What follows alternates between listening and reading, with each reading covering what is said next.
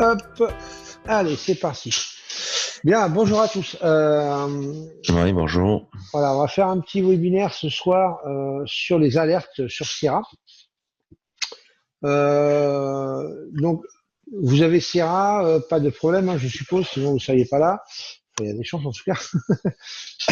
Donc, normalement, je devais prendre la main au départ et puis montrer les alertes toutes simples sur Sierra, montrer les liens aussi sur le site de Sierra au cas où vous ayez besoin de renseignements complémentaires.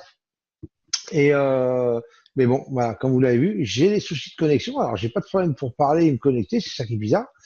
Là, par contre, sur le reste, que dalle. Ça veut pas, la plateforme elle se charge pas, voilà quoi, c'est un truc de fou, quoi. Donc, bah du coup, je vais laisser faire Alain, malheureusement, hein, c'est pas ce qui était prévu. Donc, bah du coup, Alain va vous parler des alertes. On va dire, je pense que ça va aller crescendo. Alain est un de mes membres qui a fait les formations avec moi et qui est bien spécialisé dans la programmation, on va dire, sur Sierra Sharp, sur les alertes. Donc voilà, et un peu plus complexe que ça même. Donc voilà, donc c'est pour ça que je lui ai proposé de le faire avec moi, ce webinaire. Bon, malheureusement, même s'il l'avait un peu entrevu l'autre fois sans le faire exprès, bah oui, il va se taper entier du coup. Je suis désolé. Ouais, Franchement, c'était pas prévu, mais alors franchement, c'est vraiment la galère en ce moment. Je suis noir au niveau informatique, moi. Alors là, c'est la connexion. Donc bah voilà, je suis désolé pour ça. Donc je vais vous laisser avec Alain. Il va se présenter en deux trois petits mots et puis bah nous on se reverra dans un prochain webinaire. Ce sera moi qui le ferai. Il n'y aura pas de souci avec ça. Je suis désolé. Voilà. Allez Alain, je te laisse la main. bien, merci Thierry. Ouais, donc bonjour à tous. Même si on n'est pas nombreux, c'est pas grave. Ça n'empêche pas, bien au contraire. Comme ça, j'aurai peut-être plus de temps à consacrer aux questions. En fait, Thierry, vous voulez vous présenter dans un premier temps des alertes toutes simples. Donc là, vous voyez mon écran devant vous. Je me présente tout d'abord. J'ai fait la formation avec Thierry et Jean-Marc il y a un an de ça maintenant. Et il y a beaucoup de temps pour moi. Je me suis consacré à fond à Sierra parce que d'une part, c'était la seule plateforme que je pouvais avoir au tout début pour trader en simulation et puis en réel après. Et d'autre part, parce que je suis un avis de tout ce qui est informatique et autres. Donc, je me suis penché assez profondément, on va dire, dans Sierra pour le découvrir à fond et en exploiter le maximum, quoi. Voilà. Donc, les alertes en font partie.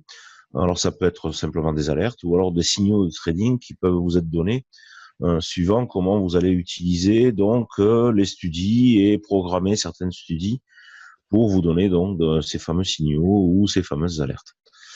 Donc Thierry devait vous présenter un exemple tout simple. Bon, là je vous ai mis trois droites sur un graphique qui représente les résistances et supports sur un graphique du Nasdaq en 30 minutes.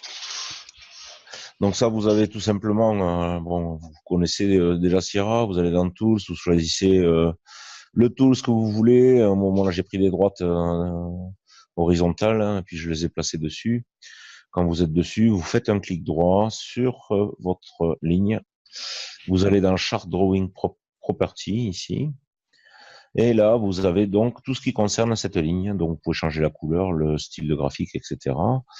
Lui donner également un label et un nom pour la retrouver plus tard, et même temps l'ancrer, c'est-à-dire la bloquer pour éviter que, avec une fausse manip, vous la bougiez sur l'écran. Vous pouvez également la mettre transparente, c'est-à-dire que vous ne la verrez pas à l'écran, mais elle y sera quand même. Et c'est très important parce que, en fait, elle ne vous gênera pas dans la vision de vos graphiques, mais elle existe quand même en arrière-plan et elle vous permettra donc de programmer cette fameuse alerte.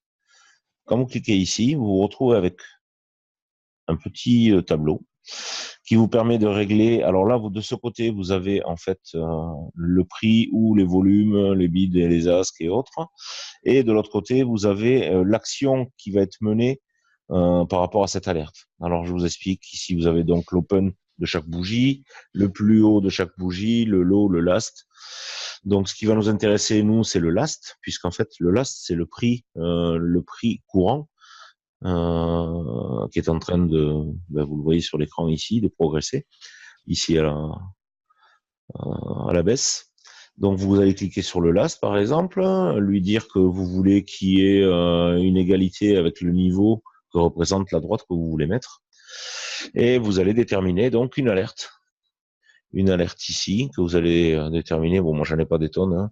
Vous pouvez les personnaliser aussi. Ça peut faire l'objet d'un autre webinaire pour vous montrer un peu comment on personnalise les alertes. C'est pas très compliqué. En fait, il faut enregistrer des formats Wave et les basculer dans Sierra Chart, dans le répertoire sonde. Et vous les aurez après à l'écran en les définissant dans le Global Setting. Donc là, mettons, je mets police et je fais OK. Et OK. Donc là, quand le prix va monter et va toucher la ligne que je viens de positionner, il y a une alerte qui va sonner. Ça va être la petite alerte police que je vais avoir sur mes haut-parleurs. Même si vous n'êtes pas devant vos écrans ou que vous êtes sur un autre actif avec cet écran, ce chart actif, il faut quand même qu'il soit actif. C'est-à-dire qu'il ne faut pas que le chartbook soit fermé, bien évidemment. Vous aurez l'alerte qui va sonner. Le journal des alertes avec une alerte manager comme ceci qui va arriver. Vous avez votre alerte ici. Si vous agrandissez, après, vous trouvez donc le chart. C'est le numéro 4 sur le chartbook NQ09CME. Et puis, vous allez donc le retrouver. Et c'est la studie, pardon, qui est marquée là. Vous allez la retrouver. Vous savez exactement quelle charte vous a signalé donc cette alerte. Une autre possibilité qui existe, le matin, vous faites un peu le tour de vos graphiques, vous préparez votre stratégie pour la journée, vous placez donc toutes ces résistances-là. Si vous voulez après mettre des alertes sur ces droites que vous venez de mettre, vous allez dans Tools, vous allez dans Manage Chart Drawing Window, et là, vous allez vous retrouver avec un tableau. Là, on retrouve mes 3 droites, 1, 2, 3, avec les alertes et les niveaux concernés par ces droites. Voilà. Et il vous suffit après d'aller cliquer dans Alerte, de définir votre alerte comme précédemment et de faire OK pour avoir donc votre alerte enregistrée sur le tableau. Bon. Alors, attendez, là c'est égal. Le last. One alert, one blank. On va dire qu'il n'y en a qu'une. Toutes les configurations font.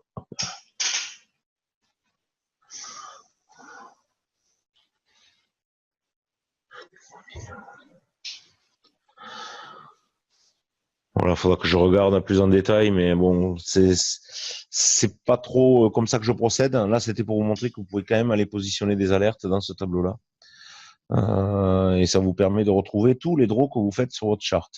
C'est-à-dire que si vous voulez mettre aussi, par exemple, une zone, vous voyez, à peine je l'ai posée, elle apparaît donc ici, extended rectangle, vous avez la zone qui apparaît ici. Et donc là, vous savez automatiquement dans votre chart, quand vous passez par Manage Drawing, vous avez automatiquement tous les drawings qui sont sur votre chart. Voilà. Et les alertes que vous pouvez positionner, vous pouvez les mettre aussi individuellement là-dedans. Ou vous pouvez les mettre donc par l'intermédiaire de votre tableau au-dessus. Voilà. Donc ça, c'est la façon la plus simple de mettre des alertes sur des tools. Donc maintenant, ce qu'on va aller voir, on va aller, je vais enlever tous les dessins.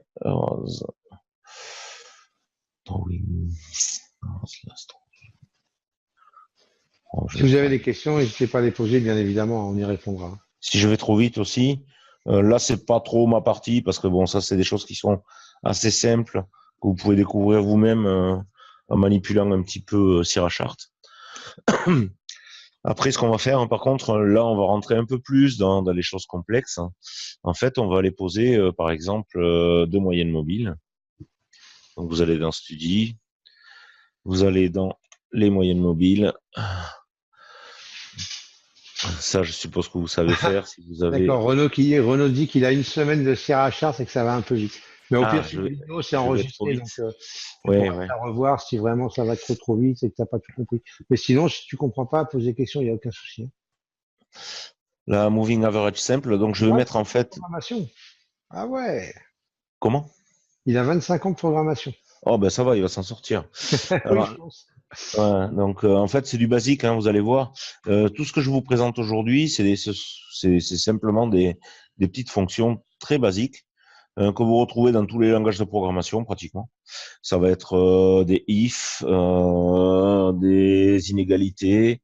Vous retrouvez des fonctions logiques, vous retrouvez des fonctions euh, allez, Voilà. de conditions, oui. T'as un Renault qui demande si jamais tu peux refaire juste une alerte simple sur une droite comme tu as fait tout à l'heure, vite fait, avant de Oui, passer oui, à il n'y a ça. pas de souci, il n'y a pas de souci. Donc en fait, vous allez dans les tools, vous choisissez ce que vous voulez mettre comme ligne. On va reprendre de nouveau une horizontal line. Vous la positionnez sur un support ou une résistance comme vous voulez. Par exemple ici, on va considérer qu'il y a un support qui est ici. Voilà, une fois que vous avez posé votre support, vous faites un clic droit dessus. Vous voyez, elle est sélectionnée par des petits points, on les voit là, les petits points qui sont sur la droite. Vous allez dans Chart Drawing Property. Pourquoi tu vas là, par contre? Je comprends pas pourquoi tu vas là, moi. Bah, c'est simplement pour aller directement sur la ligne et puis poser l'alerte Et dessus. tu l'as posé Sinon, derrière, ça. là, je la pose sur la ligne. Ouais, mais pas dans le horizontal and property. Ah ouais, tu peux cliquer sur alerte ici. Ouais. Ah, mais je savais même Donc, pas, moi. donc sur cette droite, quand vous allez dans les propriétés, donc vous avez les options. Quand vous arrivez sur les propriétés de la droite, vous pouvez changer sa couleur, la mettre en rouge par exemple. OK. Sa grosseur, ou le pointillé ou autre. On va mettre des pointillés. On va la mettre en 6, comme ça elle est beaucoup plus épaisse. Ça vous donnera plus une zone de support qu'une droite, mais bon. Le label, là, vous pouvez dire si vous voulez que le nom que vous allez lui donner apparaisse sur la droite de la ligne, ou en haut, en bas, etc. Vous avez ici, au niveau de l'ancrage, vous pouvez la verrouiller. Ça, c'est très utile parce que vous allez voir quand vous manipulez vos graphiques, il suffit que vous cliquez sur une ligne que vous venez de tracer et que vous bougez. Le graphique ne va pas bouger, par contre, la ligne que vous avez mise va bouger. Et c'est très gênant si vous vous rappelez plus à quel niveau vous l'avez mise. Surtout si vous réglez ça au niveau des prix. Au niveau des prix qui sont sur votre droite. Si vous vous rappelez plus, je vous parle 2 ou 3 heures après, vous allez être embêté, vous allez faire des recherches, vous perdez du temps. Donc en verrouillant la droite, elle ne bougera plus. Même si vous cliquez dessus, que vous essayez de la bouger, elle ne bougera plus. Vous mettez l'alerte. Donc là, ça va être au niveau du prix ici. On va déterminer que c'est le dernier prix. Donc c'est le prix courant. Le prix courant qui doit être égal à cette droite. Vous lui donnez, choisissez votre son. Bon, moi, comme je vous dis, j'en ai pas beaucoup. Je prends police, par exemple. Si je veux qu'il n'y ait qu'une seule alerte sur la barre, c'est-à-dire que le prix va descendre. Il va être constitué, ce prix va descendre, mais appartient à une chandelle, à une bougie. Donc, dans la bougie, si vous voulez que cette alerte ne fonctionne qu'une seule fois, vous cliquez ici. Si vous voulez qu'elle fonctionne à chaque fois que le prix va passer dessus, parce que vous pouvez avoir le prix qui descend, qui vient dessus, qui remonte, qui retraverse, et à chaque fois qu'il va toucher cette droite, il va sonner. Ça, vous allez avoir l'alerte sonore sur vos haut-parleurs. Et là, vous faites OK et OK. Et là, c'est enregistré. La prochaine fois que le prix va passer dessus, vous entendrez l'alerte. Donc, il y a cette solution, c'est la première. Là, vous allez le faire à chaque fois, pour chaque droite que vous allez mettre. Si vous ne voulez pas faire comme ça, bon, je vais reprendre, là, je suis sur la droite, c'est une autre couleur, mais normalement, il n'a pas dû la garder, voilà. Donc là, je suis sur des droites, je les positionne un petit peu au pif, voilà. Donc là, j'en ai tracé 4. Ça, c'est votre stratégie de trading que vous calculez le matin pour voir exactement où est-ce que vous pouvez avoir des rebonds, des zones de short, des zones d'achat ou autre. Donc là, je mets mes outils un peu partout, hein. C'est simplement pour vous montrer la façon de faire après. Une fois que vous avez tout mis, vous venez ici dans Tools, vous avez Manage Chart Drawing Windows, vous cliquez dessus, vous retrouvez tout ce que vous avez mis dans votre graphique. Vous les retrouvez ici, donc le rectangle étendu, celui-ci.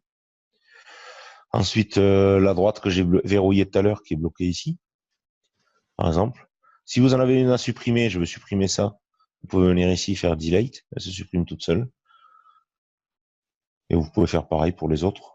Ou alors leur donner une alerte ou les verrouiller ou les rendre invisibles, ce qui vous permet de ne pas avoir votre graphe de parasité par beaucoup de droites, de canaux ou autres. Vous pouvez les rendre invisibles et mettre une alerte dessus. Ça sonnera quand ça traversera, mais vous ne verrez pas votre canal ou votre droite à l'écran. Voilà. C'est bon pour toi, Renaud? Ça te va? Je suis allé encore très vite, mais après tu peux faire des pauses sur la vidéo quand elle sera sur YouTube. Dans Manage Chart Drawing, on ne voit pas les alertes. Oui, on ne les voit pas apparaître. Alors je ne sais pas pourquoi, il faudra que je regarde ça, je vous donnerai la solution plus tard. De toute façon, on a vos adresses mail. Je regarderai un petit peu comment ça se fait. C'est peut-être moi qui n'ai pas déterminé une option sur le Global Setting ici, où on peut paramétrer tout ce qui se passe dans le Sierra. Je ne sais pas là pour le moment, j'ai pas la solution. En fait, c'est pas trop ma tasse de thé. Ça, c'était la partie à Thierry que j'ai reprise. Donc voilà. Moi, je suis plus accro après à en fait des alertes et des signaux que l'on peut faire sur des studies, c'est-à-dire des indicateurs que vous trouvez dans Sierra. Ce que je vais vous présenter après, quoi. Comment peut-on les voir? Bah ouais, bah, dans le chat, tu pars dans le Manage Chart Drawing? Ouais, du coup, bah, c'est ce qu'il te disait, on ne sait pas là pour Ouais, l'instant. je vais regarder, puis je répondrai à la question. Il n'y a pas de souci. Quitte à vous Comment faire un peut-on petit. les voir? Dans Sierra Chart, tu parles des alertes? Ah, pour les alertes, hein, vous allez dans Ah Windows. oui, Alert Vous Manager, tu vois. Ouais, vous avez dans Windows, vous avez un Alert Manager ici. Vous cliquez dessus. Hop, Windows, Alert Manager. Je l'avais déjà ouverte, la fenêtre, elle est sur un autre écran. Et vous vous retrouvez avec ceci. Alors là, vous avez l'alerte log, c'est-à-dire toutes les alertes qui passent. Bon, j'ai d'autres charbooks d'ouvert, vous voyez, là, j'en ai un autre, avec beaucoup de studies dedans et des alertes. Ça, c'est un peu toutes les alertes que j'ai chez moi. Donc, vous avez ici l'alerte log, le symbole alerte, là, il n'y a rien. Là, il y a le time alert. Si vous mettez une alerte sonore pour une heure précise sur et c'est chez moi? Non, c'est pas chez moi que ça a sonné. Non, il n'y a personne. Pas chez Ah, moi non si, plus. si, il y a quelqu'un qui arrive là, admettre. Hop. Ah oui, oui, Pierre. D'accord, ok. Ok, donc là, vous avez les alertes sonores que vous pouvez programmer également. Ça, c'est pour l'ouverture du marché de Londres. Donc, j'ai mis une alerte. Vous voyez, là, elle est figée. Elle a démarré. Là, c'est pour le 7, le jour suivant. Le 7 à 8h58. J'ai une alerte qui va sonner.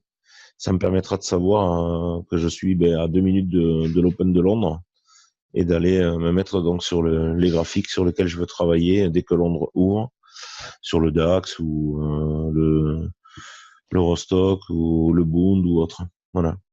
Et ça vous le retrouvez aussi là-dedans. Et là-dedans, vous avez aussi de quoi arrêter toutes les alertes parce que je vous garantis, comme vous avez vu mon alerte log ici, moi j'ai des alertes qui sonneraient toutes les 15 secondes. Donc je viens ici, je les mute et je reste sur le graphique qui m'intéresse et je regarde et je suis le prix au fur et à mesure. Les alertes sonores vous servent essentiellement, quand vous n'êtes pas sur un chart, d'avoir une alerte sonore qui vous permet d'aller basculer sur le chart en question. C'est surtout pour ça. Bien évidemment, quand vous avez l'œil sur l'actif, vous savez pertinemment que vous arrivez sur un niveau. Donc, vous n'avez pas besoin d'une alerte sonore. Voilà. Bon, ça va, il y a Renaud qui te dit, j'ai déjà bien progressé depuis 10 minutes. Eh ben, tant mieux, écoute, hein. Honnêtement, ça sert à ça. Oui, Salut oui, ça Pierre. sert à ça. Donc là, je vais vous enlever donc tout ce que j'ai fait. Alors celle-là, c'est celle que j'avais verrouillée, je pense. Alors tools, manage, ouais, delete, yes. Allez, on va les supprimer toutes. Hop. Ok. Donc là, je me retrouve donc avec mon graphe. Pour le moment, je n'ai aucune studie dedans, d'accord? Si je clique sur studie ici, j'ai mon tableau qui est vide. Donc là, je vais aller vous mettre donc deux moyennes mobiles. Donc je clique sur moyenne mobile simple, add, et on va aller mettre une deuxième. Donc je la duplique. Voilà. Ici, on va mettre une. Vous entrez dans les settings. Je parle pour Renault surtout. Si ça fait pas longtemps qu'il est sur Sierra, je comprends très bien qu'il puisse galérer. Donc, une fois qu'on a rajouté la studie en question, on vient dans Setting ici et on va régler les paramètres donc de la moyenne mobile. On va mettre une moyenne mobile, une très courte, hein, on va mettre 7 par exemple. On va lui changer la couleur. On va lui mettre une base on slope avec du rouge quand elle descend. OK. Appliquer. Donc on la voit ici dessous et en même temps j'ai la moyenne mobile que j'ai mis dessous qui est venue. Celle-là on va lui dire 50. Et on va lui changer les couleurs également. Base on slope. On va lui mettre du bleu quand elle est haussière. Et du violet pour les distinguer, hein, clairement. OK, on va la grossir. 4. Apply. OK. Je vais aller grossir celle-là aussi.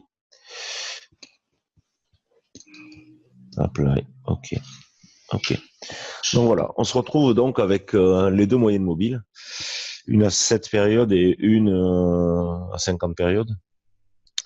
Ce qui va nous intéresser, c'est quand la moyenne mobile va croiser la moyenne mobile, 7 périodes, qui suit le prix au plus près, va croiser donc la moyenne mobile 50, par exemple ici, ici, ici, ici, et à chaque fois, on remarquera que au croisement de la moyenne mobile, là c'est pas trop évident, mais par exemple ici, les prix short après derrière, donc ça peut être intéressant d'avoir ce croisement sous forme d'alerte et de pouvoir surveiller davantage les prix et puis rentrer éventuellement short quand cela va se passer. Donc, je vous explique comment ça se passe. En fait, on va aller récupérer une studie qui va nous permettre de programmer qu'à chaque croisement de la moyenne mobile 7 avec la moyenne mobile 50, on ait un signal qui apparaisse. Alors donc, on va rajouter une studie que vous avez. L'avantage de Sierra, c'est que vous avez énormément de studies. Vous en avez donc toutes ces studies, en fait, ce sont des indicateurs. Hein. Tous ces indicateurs peuvent vous servir. Vous retrouvez les classiques, hein, le RSI, le CCI, le MACD et Tout ce autres. qu'il ne faut Mais pas se servir. voilà. Et en plus de ça, vous avez donc après des délits au HLC qui vont vous permettre de connaître les plus hauts, les plus bas de la journée. Vous avez, je ne vais pas vous les citer toutes parce qu'elles sont, vous en avez d'innombrables, vous voyez. Et en plus de ça, ce qu'il y a de bien chez Sierra, là je pense à ceux qui programment depuis un petit moment, s'ils connaissent un peu le C++, ça va leur permettre de créer eux-mêmes leur studie. Créer eux-mêmes leur studie, ça peut avoir un intérêt que vous découvrirez à la fin de la vidéo quand je vous montrerai ce qu'on peut faire comme système de trading en rajoutant des signaux basés sur de multiples studies.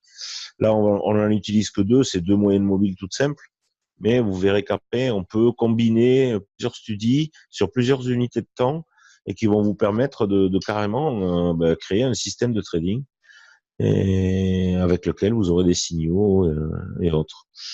Donc là, je vais prendre simplement, dans les studies, vous avez des color background, ça c'est pour colorer le fond d'écran quand vous avez des conditions qui sont remplies. Vous voyez, c'est basé sur des alertes conditions. Ensuite, vous avez ce qu'on va utiliser nous là, dans ce cas-là précis, ça va être des color bars basés sur les alertes conditions. Donc ça, je vais l'ajouter. Ici, on va faire descendre. Voilà. Donc on va se servir de ces deux studies pour établir le croisement et qu'à chaque croisement, on a un signal qui apparaisse. Donc ici, on va rentrer dans la studie. Bon, ici, on a tous les paramètres et les réglages, d'accord, que l'on peut avoir. À savoir, si on veut que ça apparaisse en haut, en bas, par exemple, là, l'input data, là, c'est le haut, donc ça, c'est pour paramétrer, en fait, des signaux short. Et si on veut paramétrer un signal long, on va mettre que le signal apparaisse en bas. Ça va vous donner une flèche. Là, on va mettre des flèches qui vont apparaître en bas, une flèche vers le haut qui vont vous dire, vous pouvez rentrer en position quand il y a un croisement de studie vers le haut. Vous allez voir, ça va s'éclairer au fur et à mesure. Donc, on va lui dire que on veut que ça apparaisse à 5 ticks. Alors, si c'est en bas, c'est du moins 5 ticks en bas de la bougie, et pas en pourcentage, mais en ticks. Je vous montre ça rapidement. C'est pour que vous sachiez que c'est possible de le faire. Après, c'est à vous de travailler pour découvrir un peu tout ça. Bien évidemment, je peux pas vous expliquer tout ça en 2 minutes, alors que ça m'a pris une année, quoi. C'est clair que c'est assez complexe après à tout déterminer, à savoir exactement à quoi correspond chaque ligne pour les réglages des SUDI et autres. C'est pas évident de le. Déjà, faut parler anglais un petit peu. C'est pas mon cas. Je vous le dis de suite. D'où les efforts que j'ai dû faire pour connaître et aller m'investir là-dedans. Donc après, on a un onglet qui s'appelle Subgraph. Alors cet onglet Subgraph, en fait, il va vous permettre de déterminer quel signal vous allez avoir à l'écran quand la condition va être remplie. Donc là, on est en train de travailler sur des signaux longs, puisqu'on va avoir un signal qui apparaît en dessous des prix, une flèche vers le haut. Donc on va aller lui prendre. Là, pour le moment, on est sur une color bar, c'est-à-dire que à l'endroit où on va casser, la barre de prix va changer de couleur. Elle sera violette. Ça m'intéresse pas trop parce qu'on a du mal à les distinguer. Donc, je vais vous prendre une flèche toute simple vers le haut. Arrow up. On va la grossir un petit peu. Voilà. Et donc, c'est de l'achat. Donc, on va prendre une couleur verte. On va rester dans les couleurs conventionnelles. Et maintenant, on va en arriver donc au codage. Donc, on est ici sur l'alerte. Voilà. Donc, pour coder, en fait, il y a des références immuables qui font partie des règles impératives. Vous devez les connaître. Ces règles-là, c'est pour une bougie, le haut de la bougie, c'est le H, représenté par la lettre H. Le bas de la bougie, c'est le low, c'est la lettre L. L'ouverture de la bougie, alors, j'ai pas. On va grossir tout ça. Voilà. Donc, je vais vous prendre une bougie avec une mèche, par exemple celle-ci, ici à l'écran. Vous avez donc le haut de la bougie ici, c'est le haut de la mèche. Le bas de la bougie ici, c'est le low. L'open, c'est donc une bougie baissière, c'est la partie qui est pleine en haut.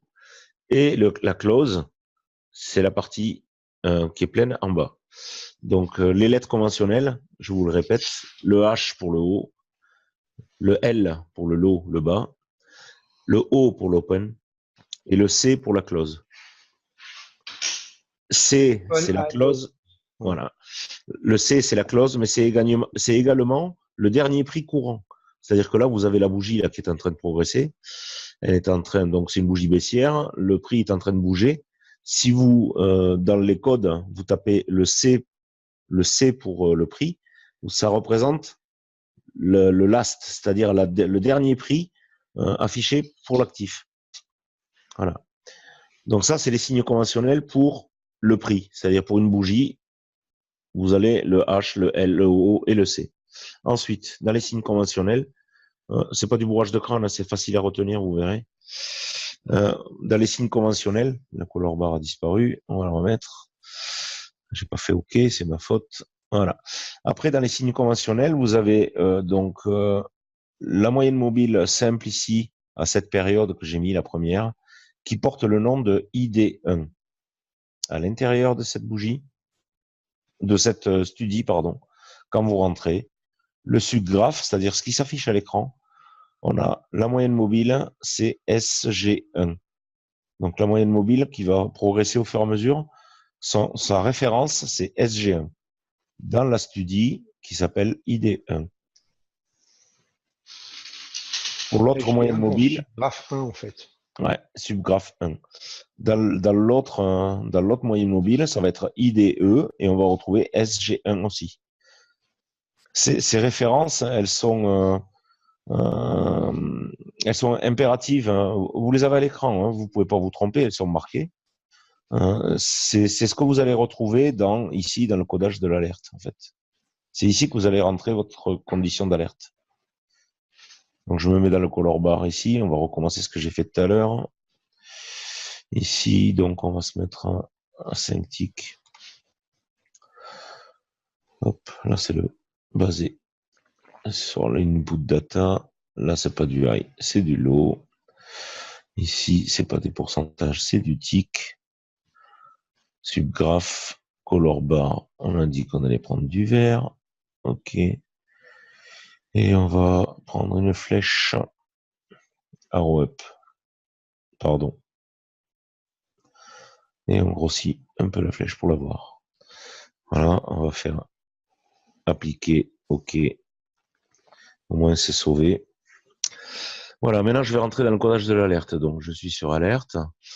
Ici, je vais vouloir donc que la moyenne mobile ID 1, d'accord, SG1, comme on a dit tout à l'heure, ID 1. Alors, il y a un point qui sépare les deux à chaque fois. Point SG1, d'accord. Je veux qu'elle croise, là, ça va être un signal d'achat. Donc, en fait, il faut que la moyenne mobile croise en venant du bas. Il faut qu'elle croise en venant du bas et qu'elle casse la 50 en venant du bas. Donc, la fonction qui permet de faire ça, elle s'appelle cross from below. On met des parenthèses. Donc, on retrouve la fonction de Sierra, c'est cross from below. Donc, ça veut dire qu'on va croiser en venant du bas.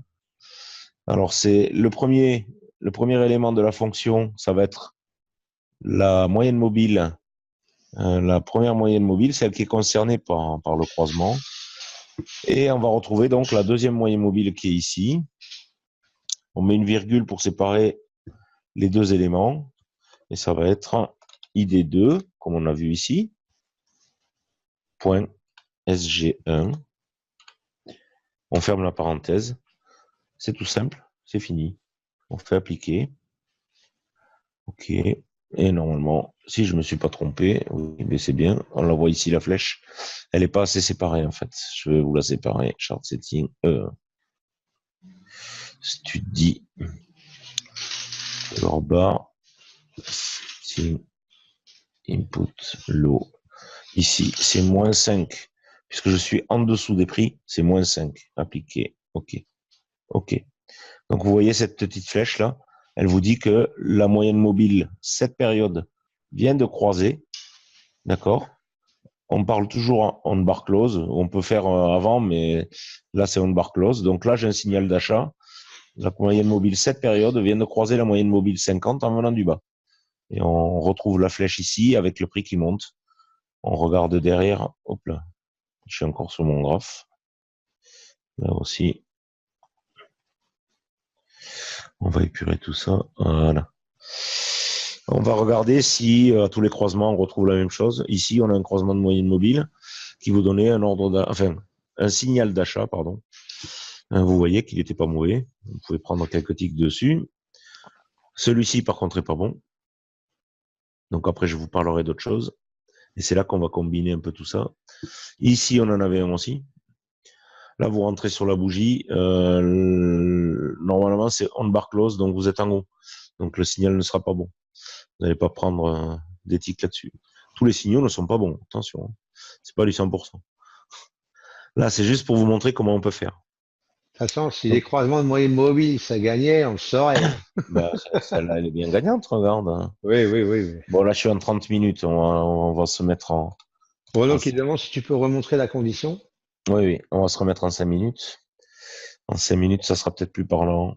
Et encore, là, on est toujours au-dessus de la moyenne mobile. Voilà, ici. Là, on avait un beau signal. On rentrait là, sur le bas de celle-ci. Et après, on n'a pas beaucoup de drawdown. On n'a même pas de drawdown. On peut monter et au total, vous allez faire.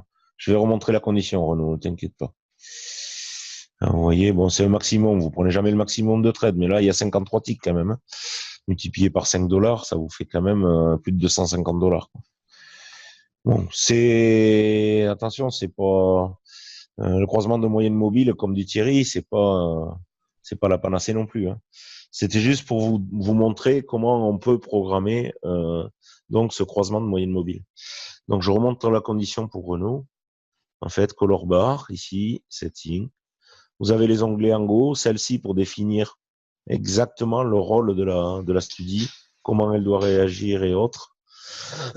Là, on a un signal de hausse, parce que la moyenne mobile que j'ai pris, le croisement, c'est la moyenne rapide qui vient croiser la lente en venant du bas, donc forcément, c'est pour les achats. On met -5 ici, -5 ticks, ça correspond à la distance qu'il y a entre le bas de la bougie et la flèche. Comme ça, vous avez quelque chose qui est régulier. Si je mets ici, au lieu de me mettre en tick, si je me mets en pourcentage, vous allez voir ce que ça donne. Pourcentage, on fait -5, appliquer. Vous voyez les bougies? Là, elles viennent toucher, et plus la bougie sera grande, plus l'écart sera grand. C'est pour ça que je vous dis, pour être plus que vos graphiques et qu'il y ait plus de tenue, on va dire, on préfère mettre ça parce que sinon ça fait des signaux qui sont très écartés. T'inquiète pas, Renaud, tu n'emmerdes personne. Ah, pour ces questions? Non, non, non, Ouais. non, non. Non, parce Donc qu'il dit, j'espère que j'emmerde pas tout le monde avec mes questions basiques. Non, non, il n'y a aucun problème, on là, est en fait, d'accord. je vous ai mis donc la condition, c'est cross from below, ID1, SG1, c'est-à-dire ID1, c'est la référence de la première moyenne mobile. SG1, parce que c'est le premier subgraphe, c'est-à-dire que c'est la droite qui représente la moyenne mobile. Voilà. Donc, et le deuxième élément, c'est ID2 SG1. Ça, c'est la moyenne mobile 50 périodes qui est ici. Et SG1, c'est la droite qui est représentée qui représente la moyenne mobile 50 périodes. Voilà. Le cross from below, c'est comme ça veut dire, hein, ça traverse en fait en venant du bas, below. Le premier élément, c'est toujours celle qui doit croiser. Et ID2, SG2, donc c'est le deuxième élément, c'est la droite de référence 50 périodes, qui elle est beaucoup plus stable et autres. Si à la place, je vous prends un exemple, si à la place de la moyenne mobile ici, je tape C, vous n'êtes pas obligé de mettre en majuscule, hein, vous pouvez mettre en minuscule, ça marche très bien. Si je tape C, en fait là je suis en train de dire que j'aurai un signal chaque fois que le prix va croiser en venant du bas la moyenne mobile 50. C'est la traduction de ce que je viens de décrire là. Si je fais appliquer, vous voyez, la moyenne mobile 50 est traversée par la bougie, on a une flèche. Ici, la moyenne 50 est traversée par la bougie, on a une flèche.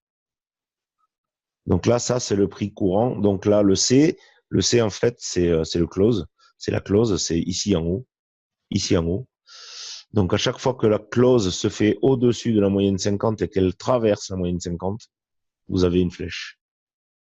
C'est juste pour vous montrer qu'on peut le faire aussi avec le prix. Vous voyez ici, c'est peut-être infime, mais vous avez le prix qui traverse la moyenne mobile 50 et qui clôture au-dessus.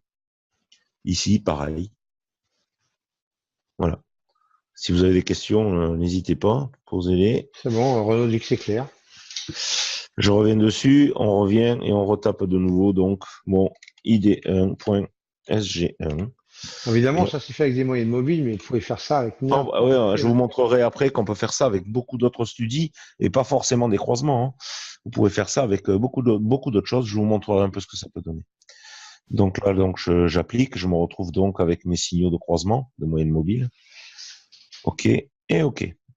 Voilà. Donc maintenant, par rapport à ça, vous voyez qu'il y a des signaux qui sont bons, d'autres qui le sont moins.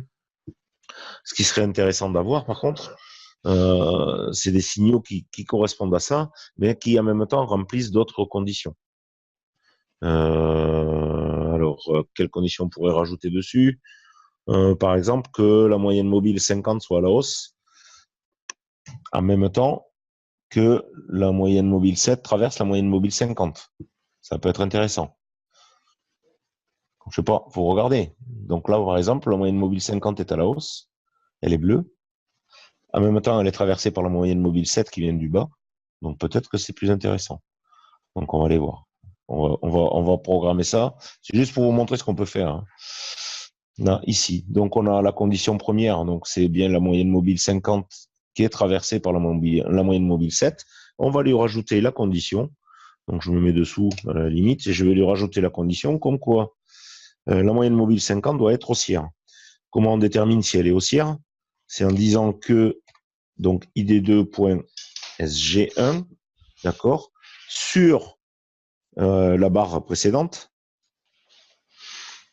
la barre précédente, vous la déterminez en mettant juste -1 dessus. Voilà, la barre précédente, elle doit être inférieure à la barre actuelle, c'est-à-dire id2.sg1. Je regarde si je ne me suis pas trompé. id2.sg1, antérieure, c'est-à-dire la barre antérieure, inférieure. Là, on est en 5 minutes. Ça veut dire que 5 minutes avant, elle était inférieure à l'heure actuelle. En gros, c'est tout. Donc là, il faut combiner les deux ensemble. Ben, pour ceux qui programment, ils connaissent tous ça. On va dire « et » pour réunir les deux conditions. La première condition, c'est celle qu'on a déjà tapée. On sépare les éléments par une virgule, comme je vous l'ai dit tout à l'heure, et on rajoute la deuxième condition derrière, et on ferme la parenthèse pour que la fonction puisse s'exécuter. On tape « appliquer » et on fait « OK ». OK. Donc maintenant, on va retrouver des flèches uniquement sur des bougies qui correspondent aux deux conditions, à savoir la moyenne mobile 50 à la hausse, traversée par la moyenne mobile 7. Vous retrouvez une flèche ici, elle progresse. Là aussi, malgré ce qu'on peut avoir derrière, puisque la moyenne mobile 50 précédent, elle était plus basse que celle qui est au moment où la moyenne mobile 7 a traversé. Donc elle était à la hausse, après elle passe à la baisse, ça c'est autre chose, mais là elle était à la hausse. Donc ça correspond. Par contre, il y a des endroits où ça ne va pas correspondre. Regardez ici, et c'est bien dommage d'ailleurs. Bon, je vous ai tapé ça, c'est une condition. La moyenne mobile 50 était baissière, d'accord. La moyenne mobile 7 a traversé. La condition n'est pas remplie puisqu'elle était baissière. Il n'y a pas de flèche. Voilà. Bon, après, je ne sais pas si y a l'autre signaux. Non. Ensuite, bon là, nous avons travaillé l'achat, enfin les signaux d'achat. Pour faire les signaux de vente, c'est pas bien compliqué. On a la studie ici qui a déjà été faite pour les achats. Qu'est-ce qu'on fait? On duplique la studie, on vient dedans, et on va lui dire l'inverse. C'est-à-dire qu'il faut que la moyenne mobile 7, c'est-à-dire ID1, SG1, elle traverse la moyenne mobile 50, mais en venant du haut. Donc, au lieu de below ici, la fonction, elle s'appelle Above. Above. Donc, cross from above. ID1 SG1, point ID2 SG1. On ferme la parenthèse. Et là, la deuxième condition, alors c'est ID2 SG1, c'est-à-dire la moyenne mobile 50 moins 1 avant. Elle ne doit pas être inférieure, mais elle doit être supérieure. Voilà. On change la couleur. Là, ça va être du short. On va prendre du rouge. Bien évidemment, on va lui mettre une flèche baissière. Down. Et ici, il ne faudra pas oublier, au lieu de lui mettre moins 5 ticks en dessous de la bougie, on va lui dire 5 ticks au-dessus. Et ici, ça ne va pas être low en bas, mais high au-dessus. On fait appliquer. OK. Et on va se retrouver donc avec... T'as pas changé les couleurs par contre de... J'ai pas changé les couleurs de... Bah, dans les subgraphes, t'as pas mis de flèches derrière, tout ça. Si. Ah bon? Subgraphe. J'ai pas vu. Couleur rouge, Ah bah redonne. oui. Si. Voilà, c'est moins une pour moi alors. Donc là, à chaque fois qu'on va avoir... ben là, on devrait en avoir une. Comment se fait? Ça n'y est pas. Non, Ah, faut que oui. la moyenne, la 50 soit baissière, non? Oui, la 50 sur baissière, pardon. Oui, oui, tout à fait. Je dis, ah, là, voilà. Là, on en a une. Si vous les trouvez trop près, les flèches du graphe, c'est facile, hein. Studie, vous allez dedans. Ici, dans les settings, vous, au lieu de mettre 5, vous mettez 10. Appliquer. Vous voyez, elle remonte un petit peu, ça les décolle. Cancel, on va faire pareil pour les autres. Ici, moins 10. Appliquer. OK. Voilà, ça les détache un petit peu du graphe et c'est beaucoup plus lisible. Donc voilà, là on a un signal baissier, on pouvait rentrer à la fin, à la clôture de la bougie, donc ici, et on faisait quelques ticks en descendant. Ici, ben, c'est pas bon, puisque quand on a croisé, la 50 avant était supérieure, donc inférieure, pardon, mais je veux dire que la moyenne mobile 50 était haussière, donc ça ne marche pas. Ici, pareil. Enfin, voilà, ça vous permet de trier quand même pas mal de signaux. Bon, j'ai pas pris les plus performants, comme vous le voyez, mais on va attaquer autre chose qui vous permettra de voir un petit peu ce qu'on peut faire et qui va vous permettre de voir un petit peu tout ce qu'on peut combiner, quoi. Ça, c'était vraiment un exemple avec, voilà, sur deux moyens, je crois, Ouais, c'est un mobiles, exemple basique avec deux moyennes mobiles. pour que vous Euh, compreniez le principe, quoi. le principe du codage. Tous ces codages et autres, hein, alors c'est facile, vous les retrouvez. Vous pouvez aller dans Help ici. Vous allez dans le support Il y a de Renaud qui te Sierra. demande comment tu différencies la clôture de la bougie du dernier prix, car il a dit, si j'ai bien compris, les deux s'appellent C. Oui, ben c'est forcément la clôture de la bougie, ça sera forcément C, parce que pour la bougie, c'est le dernier prix de la bougie. Je ne sais pas si je suis clair. Le prix avance au fur et à mesure. Donc ce prix, c'est le last. On appelle ça le last. Mais le last, pour éviter de confondre avec le lot qui porte la même lettre, on lui a donné le nom de C. Parce qu'en fait, C, dans la bougie, ça correspond à la close et c'est forcément le dernier prix de la bougie.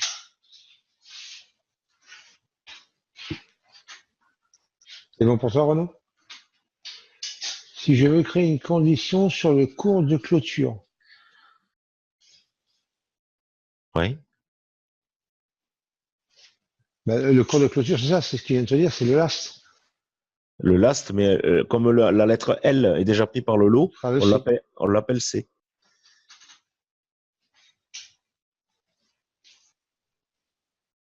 Bah, si admettons, je veux prendre je vais prendre un autre exemple. On va rajouter un autre. Là, je vais prendre carrément sur du color bar. Voilà, on y est dessus. Je veux que ma bougie, elle apparaisse en violet. Je sais pas si on va bien la distinguer. En bleu très clair. Ou OK. mélangeant. Un bleu très clair. Voilà. Et là, je veux que le C, c'est-à-dire la clôture de la bougie, d'accord, soit compris entre le plus haut et le plus bas de la bougie précédente. Ça, c'est une condition qui est sur la clôture de la bougie. Donc, je veux que C soit compris entre le plus haut et le plus bas. Donc, il faut que C soit supérieur au plus bas L moins 1, moins 1. Je ferme mon crochet. Et en même temps, je veux que C soit inférieur, donc au plus haut, c'est-à-dire au high de la bougie précédente, moins 1. Je ferme mon crochet. Je veux que les deux conditions soient réunies, donc je mets end. J'ouvre la parenthèse pour que la fonction englobe les deux, une virgule pour séparer les éléments et une fin de parenthèse à la fin. OK. On va lui faire donc non, là il faut que je prenne oui, ça doit être avec les using. Là, le high low, on s'en fout. Appliquer. Appliquer. Quelque chose qui ne marche pas. Color bar. Voilà. Alerte. Et il te dit, oh, si on parle de la clôture, c'est forcément une bougie précédente. Ah oui, tout à fait. Mais là, ça va être le C, c'est à l'intérieur. C'est-à-dire que la bougie, elle va être bleue tant que le prix sera compris entre le plus haut et le plus bas. Je sais pas s'il comprend ce que je veux dire. Ah bah attends, il va répondre, je pense. Moi, je pense que si, à mon avis. Même moi, j'arrive à comprendre, alors c'est pour dire. Alors, attends. Pas compris, il a dit. Voilà. Comment? Il a compris. Voilà. Donc là, toutes les bougies qui se mettent en bleu ciel ont leur close qui est comprise entre le plus bas et le plus haut de la bougie précédente. D'accord? Et ce qui se passe pour la dernière, vous avez d'énormes possibilités sur Sierra, c'est phénoménal, quoi. Là, on a la bougie qui évolue. Si le prix dépasse, bougez pas, on va se mettre en 5 secondes. Non, ça fait un peu léger. Et tu on va même en une minute, ça va. Attends, non, en une minute, ouais, même en 30 secondes, ça ira bien. 30 secondes. Voilà, donc j'ai un graphique en 30 secondes. Là, j'ai la bougie qui se crée, d'accord? Elle est plus, pour le moment, elle est comprise entre le haut et le bas de la bougie précédente, elle est bleue. Dès qu'elle va dépasser, elle va changer de couleur. Vous allez voir. Ça permet de vous dire si vous êtes en inside bar ou pas, quoi. Et là, évidemment, elle va rester 10 minutes dans la bougie. J'espère pas. Attends, on va se mettre en 10 secondes. Non, non, mais c'est bon, ça va y aller, c'est cool. Là, il faut qu'elle démarre, hein, d'abord. Voilà, elle démarre. Tant qu'elle n'a pas fait un tic, elle restera verte ou bleue ou rouge, enfin verte ou rouge.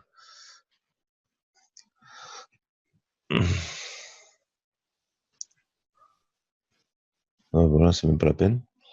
La prochaine, voilà, elle est bleue. Hop, elle est passée verte, elle est passée au-dessus. D'accord? Tant que la clause, voilà, la clause, vous voyez, la clause, elle descend en dessous du. Là, j'ai pas dit égal, hein. J'ai dit inférieur ou supérieur. Donc, dès qu'elle est égale, normalement, elle se met verte ou rouge. Voilà, exemple.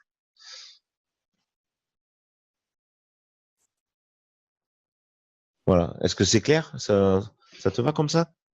Tu comprends mieux? Très clair, il a dit. Parfait. Bon, d'accord. Alors, ça, je le vire. Remove. OK. Appliquer. OK. Voilà. Donc, on a fait ça avec des moyennes mobiles. Maintenant, je vais vous présenter quelque chose qui est un peu plus complexe, on va dire. Donc, on va changer de graphe. Je vous l'ai préparé un petit peu avant parce que c'est quand même assez long à faire. Donc là, hop, un studi. On va enlever. Hop, hide. Appliquer. Et on va enlever le color bar. Non, les color bars, on va les laisser. Voilà. Donc, ce que je voulais vous montrer, c'est ça. Vous avez votre graphe ici. Vous avez une bande qui est en dessous, qui va vous donner des conditions dans lesquelles il y a des opportunités d'achat et de vente. D'accord, sur un graphique en 5 minutes. Qui est basé, bon là j'ai pris autre chose, hein, j'ai pris un CCI. Un CCI avec, c'est un truc qu'aime bien Thierry, ça, ce genre de choses.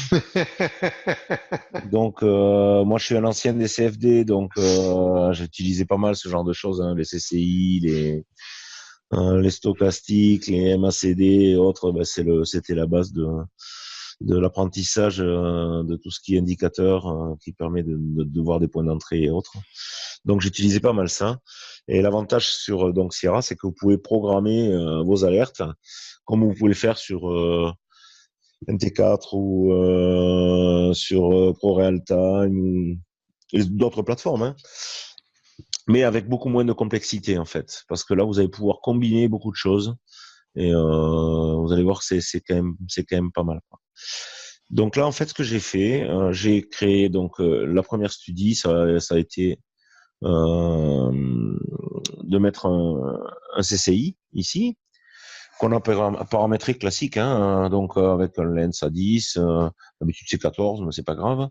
Donc avec un input data sur les hauts, les plus hauts, les plus bas, et la close de la bougie, sur une moyenne mobile là-dessus, à 10 périodes, donc on peut mettre 14 aussi, c'est pareil. Ça, c'est les paramètres classiques, donc que vous retrouvez sur votre CCI. Après, on a un graphique où on retrouve la courbe du CCI, la ligne 1 et la ligne 2, la ligne 1 représentant le milieu et la ligne 2 que j'ai volontairement effacée parce que pour moi elle n'est pas intéressante. J'ai conservé la ligne 2, la ligne 3 qui représentent en fait ici la ligne 2, la ligne 3, la valeur de 100 et la valeur de moins 100. Donc je vais faire apparaître le CCI. C'est pour les surachats sur vente, c'est ça? Voilà, c'est ça, ouais. Donc on va se retrouver ici.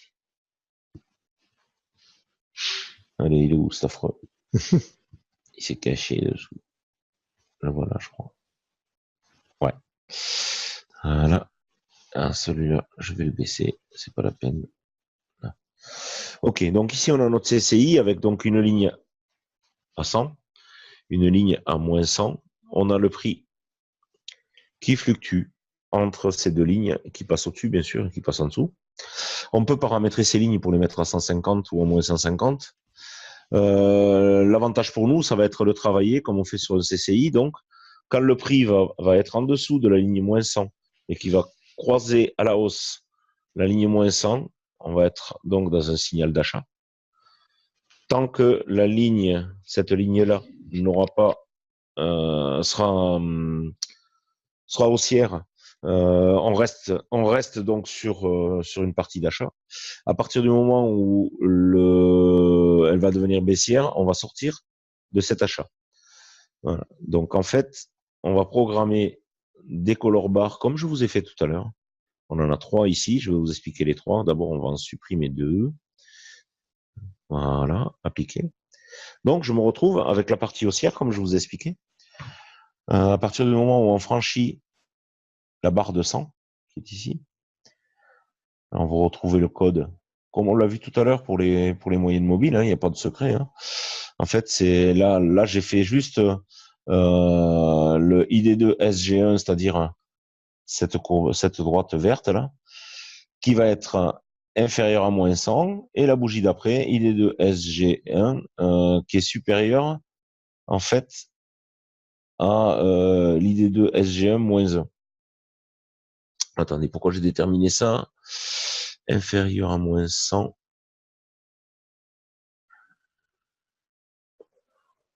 Bougez pas. Est-ce que j'ai pas fait une bêtise?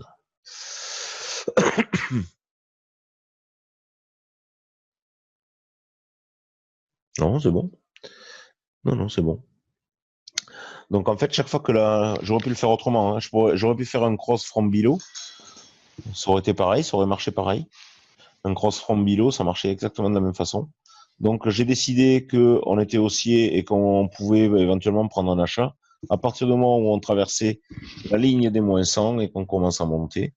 Et dès que la ligne verte devient baissière, on sort de cette zone verte. C'est simplement pour vous définir des zones où vous pouvez, où on est dans un train haussier, et des zones où on est dans un train baissier. Donc là, on est sur du 5 minutes. J'ai fait exactement la même chose pour la partie baissière. Hop, appliquer. Donc on voit qu'on petit à petit, on bouche les trous dessous. Donc on se retrouve avec des parties baissières.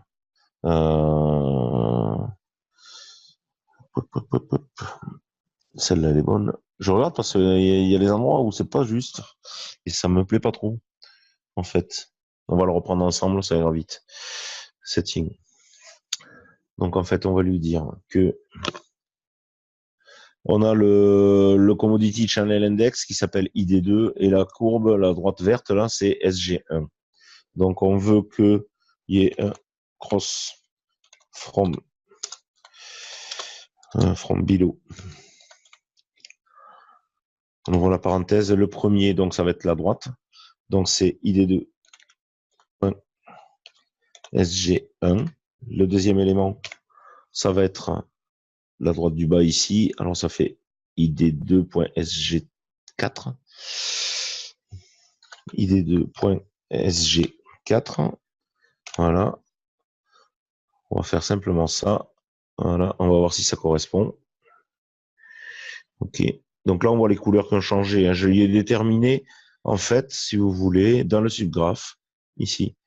Au lieu d'aller chercher ma flèche, je suis allé récupérer un background que vous avez ici, parce que vous avez plein de symboles cabalistiques là, qui vous permettent de déterminer si vous voulez une flèche, si vous voulez un triangle, si vous voulez une croix, si vous voulez un color bar, si vous voulez du texte, etc. Vous pouvez déterminer ce que vous voulez. Moi là, j'ai déterminé que il fallait que j'ai un background vert quand on croise à la hausse. Donc le background, en fait, vous l'avez ici, mais je pourrais le mettre aussi bien sur l'écran en haut, là, en choisissant la région où il faut qu'il apparaisse. Là, il est dans la région 5, mais je peux le mettre dans la région 1, appliquer. Vous voyez, il apparaît carrément sur le graphe. Voilà. Bon, j'ai préféré le mettre là parce que c'est pour après pouvoir envoyer toutes ces informations sur un autre graphe, en fait. C'est pour ça que je vous dis, ça devient, vous pouvez faire des choses très complexes. Donc, on le remet sur le paragraphe d'en bas. On a bien des croisements, OK.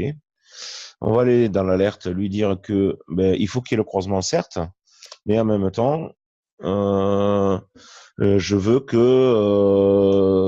il faut que ID2.SG ID1 soit supérieur à ID2.SG1 antérieur. Moins 1. Donc, dès qu'on aura cette courbe verte qui est baissière, le signal va s'arrêter. On fait appliquer. Formula error. Oui, c'est normal. Bourricot. Alors, en fait, il faut que je rajoute les deux conditions. Il faut que je mette le end. Je ouvre la parenthèse. Une virgule pour séparer les éléments. Il ne faut jamais oublier ça. On met la deuxième condition. On ferme la parenthèse. Voilà. Appliquer. Voilà, ça va mieux là. OK. Dès que vous faites une erreur sur la programmation, vous avez vu, il y a une fenêtre qui se met en route. Et je me retrouve avec mes alertes manager et mon erreur qui apparaît ici. Alerte formula error. Color bar base. Voilà. C'est là où j'étais dans la studie dans laquelle j'étais. Ça vous permet de voir directement que vous avez une erreur dans votre programmation. Donc, cette color bar pour les achats, je vais récupérer la formule pour la mettre dans les ventes. Donc là, je vais dans Setting. Un petit CTRL-C pour copier. Je vais dans mes ventes. Setting ici. J'ai programmé donc la couleur rouge. Ici, ça n'a pas bougé. Mon background. Dans les alertes ici, on va supprimer ça et on va mettre la nouvelle formule ici en lui disant que le cross from below, c'est plus ça, c'est above. On supprime le reste. Voilà. Le ID2.SG1, c'est toujours la ligne verte, c'est bon. Par contre, c'est la ligne du dessus, c'est pas la 4. C'est la 3. Et ID2SG1, alors c'est pas supérieur, mais là, ça va être inférieur. Puisque quand on va avoir la droite qui va descendre après avoir coupé la ligne 100 ici, il faudra toujours qu'elle soit baissière dès qu'elle repasse haussière, comme on peut le voir par exemple ici. Vous descendez, ça repasse haussier, c'est plus la peine de viser des shorts, parce que vous avez le prix qui va remonter. Donc forcément, ça annule la condition de rouge qu'on devait avoir. Là, je pense que je suis bon, je fais appliquer. Voilà, les parties rouges viennent s'afficher ici. On se retrouve avec des blancs au milieu. Ben, les blancs, qu'est-ce qu'on va dire? On va dire que les blancs, dans les blancs, il ne faut pas trader. On ne prend pas de position. Il n'y aura pas de signal de vente ou d'achat ou autre dans ces blancs-là. Donc, qu'est-ce que je fais? Je programme de nouveau une color bar basée sur une alerte et qui va lui dire que quand ma color bar première là est false, en fait, n'est pas valide, et quand ma color bar, la deuxième, est false aussi, je remplis mon graphe avec la couleur jaune. Background. On fait appliquer. On enlève l'invisibilité de la studie. Hop, appliquer. Et voilà.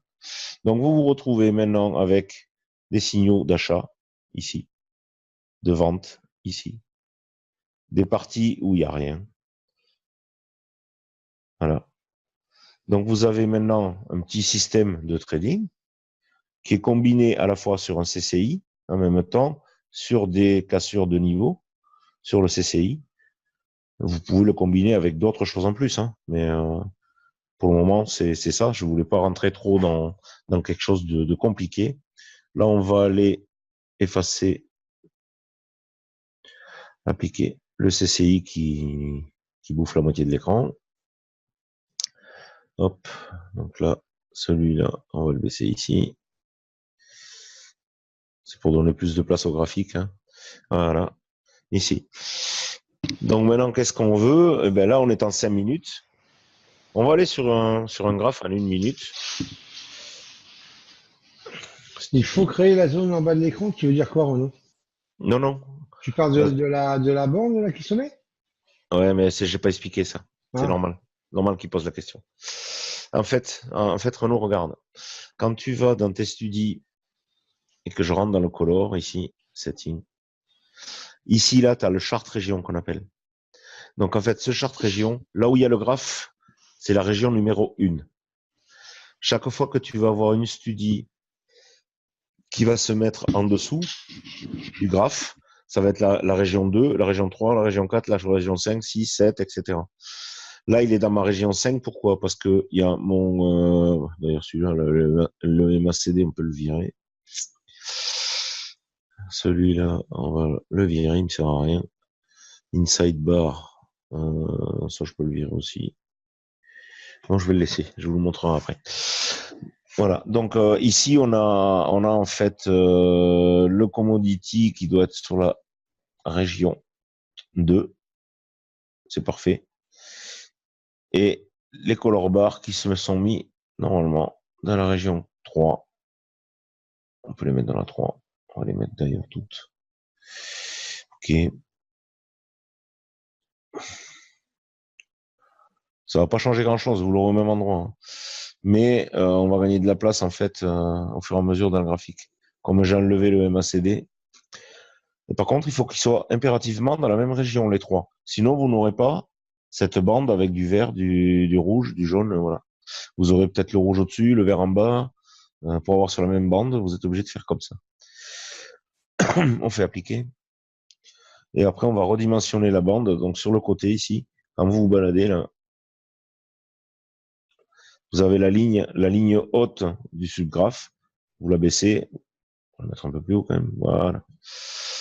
Là, il y en a une autre, puisqu'on a tout reparamétré. Elle est où? Elle est là. Voilà. Donc, on a cette ligne-là avec ces signaux de vente ou autre. Là, je vous ai fait un graphique sur un graphique en 5 minutes. Pourquoi? Parce que quand vous tradez, donc là, vous êtes intéressé, je pense, par tout ce que peut vous apprendre Thierry, donc sur le footprint, sur le market profile, le volume profile, etc. Donc, le but du jeu, c'est de trader des futurs. Pour trader les futurs, à moins que vous soyez très capitalisé, vous allez faire du scalp. Le scalp, vous ne tradez pas du scalp avec un graphique en 5 minutes, c'est un peu difficile. Donc, vous allez baisser en time frame pour vous retrouver sur du 1 minute, voire du 30 secondes, voire même du 15 secondes. Pourquoi pas? Donc, quand vous allez avoir votre graphique de 1 minute ici, il va être intéressant de récupérer une studie qui est sur un chart en 5 minutes. Pourquoi? Parce que ça va vous permettre d'éliminer le bruit. Vous avez moins de bruit sur un graphique en 5 minutes que sur un graphique en 1 minute. Oui, Donc c'est là, automatique, Renaud, 2 pour... pour la création des zones. Ah oui, oui. Donc là, en fait, ce qu'on va vouloir faire, c'est récupérer la studie qu'on avait auparavant pour la faire afficher sur un graphique en 1 minute, pour éviter le bruit et autres. Donc, je vous ai fait 2 représentations de ces graphiques-là. Vous avez une première représentation qui est ici. Voilà. Qui est ici. En fait, c'est une studie overlay qu'on appelle. Cette studie overlay, vous la trouvez. Où c'est marqué Studio Overlay. Voilà. Ici, dans les studies, vous la faites passer avec un add, vous la retrouvez ici. Là, je la supprime puisque je l'ai déjà. Remove. Et une fois que vous êtes dessus, quand vous allez dans les settings, dans la study to overlay, c'est-à-dire que en fait, c'est l'indicateur que vous allez récupérer. Vous cliquez ici, vous choisissez le chart sur lequel vous voulez la récupérer. Pour moi, c'était sur le 5 minutes. Ici, ça va être le color bar que je veux récupérer. Là, dans ce cas-là, c'était le 8. Hop. Après, je prends une study overlay de nouveau pour récupérer la couleur. Alors, attends, là, c'était l'achat. Voilà. J'ai donné des noms pour pouvoir me rappeler, hein. En fait, là, j'ai récupéré la studie overlay color bar qui était pour le signal d'achat, la 5. Et après, on a le signal de vente qui est ici. Et ça m'a permis d'aller coller dans le subgraphe numéro 2, c'est-à-dire ici, en bas là, les couleurs que vous aviez avant, ici. Là, vous avez juste un trait vert qui représente une bougie en 5 minutes. Donc, bien évidemment, quand vous êtes sur un time frame de 1 minute, ce trait vert, il va représenter 5, en gros. Voilà. Il représente 5 bougies. Les jaunes, comme je vous ai dit, pas de signaux. Et après, en fonction de ces signaux en bas, voilà, j'ai récupéré les entrées que vous voyez avec des flèches ici. Ouais, c'est pas mal ça, dis donc. Ah, mais c'est réservé c'est réservé aux amis, Thierry. Donc, ça vous permet de récupérer les flèches sur vos graphes pour les achats et les ventes en 1 minute. Donc, une fois que vous avez fait ça, qu'est-ce que vous faites? Le dessous, à la limite, vous en foutez. Vous allez dans les achats en hide, hide et hide, et vous faites appliquer. Il y a tout qui disparaît. OK. Vous avez votre prix là. Vous pouvez grossir votre graphique comme vous voulez. Et vous avez, au fur et à mesure, les signaux d'achat qui se présentent. Vous pouvez voir la pertinence des signaux. Pourquoi? Parce qu'en fait, eh ben, vous êtes sur des signaux qui sont délivrés sur un graphe en 5 minutes en éliminant une grosse partie du bruit que vous pouvez avoir sur l'actif en question. Regardez, celui-là était pertinent. Hein. Donc vous rentrez là, regardez ce que vous pouvez faire. Hein. C'est quand même sympa. En gros, hein. Là, vous avez 88 ticks, ça vous fait quand même 400 $, avec un drawdown de 5 ticks. Donc, c'est quand même sympathique. Ils sont pas tous comme ça, hein, je vous rassure. Mais ils sont quand même assez pas mal, enfin, assez sympathiques, on va dire. Voilà. Donc là, je vous ai montré un petit peu ce que vous pouvez arriver à faire. Bon, là, ça m'a pris pour faire ça dans l'après-midi. J'ai dû travailler une petite heure dessus, quoi. C'est pas les plus complexes, hein, mais c'est pas mal. Après, je peux vous montrer quelque chose de beaucoup plus complexe. Voilà, c'est ce genre de choses. Soyez pas effrayés par les flèches et autres. En gros, je vais vous expliquer. En fait, là, ce sont des signaux qui sont basés sur des volumes Alask et des volumes au bid qui arrivent au fur et à mesure sur l'actif. Attendez, je vais prendre la main. Voilà. Il est où? Il est là. Voilà. Ça va me permettre de naviguer un petit peu sur le chart. Donc là, vous allez retrouver, vous retrouvez les niveaux que vous allez voir et apprendre sur du volume profile, sur du market profile, pas sur du footprint. Là, j'en ai pas. Mais donc vous avez des niveaux d'achat et de vente ici qui apparaissent au fur et à mesure que le prix se développe. Comme là, vous voyez, il y a un petit signal d'achat qui apparaît. Généralement, c'est des signaux qui sont pas mauvais du tout. Après, il faut qu'il y ait des impulsions de volume. Donc les triangles, c'est pas les volumes. Hein. Les triangles, c'est simplement lié à des niveaux qui sont traversés, qui sont pas forcément apparents sur le graphe. Les flèches, par contre, là, c'est les volumes qui viennent.